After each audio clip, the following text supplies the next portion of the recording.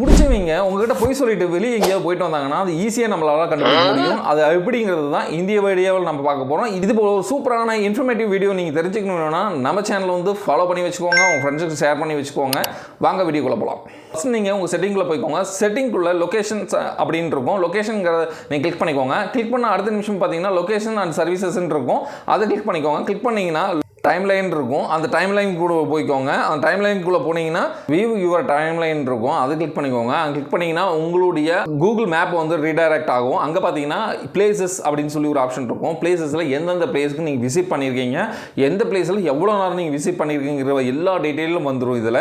அது மட்டும் இல்லாமல் பார்த்தீங்கன்னா அப்படியே டே அப்படின்னு சொல்லி ஃபஸ்ட்டில் ஒன்று இருக்கும். அது கிளிக் பண்ணிக்கோங்க. அது கிளிக் பண்ணிங்கன்னா நீங்கள் லாஸ்ட்டாக ரீசெண்டாக இன்றைக்கி எங்கெங்கே நீங்கள் போனீங்க அப்படிங்கிற டீட்டெயில் இருக்கும். லாஸ்ட் 3 மந்த்துக்கான அப்டேஷன் இதில் பார்த்துக்கலாம்.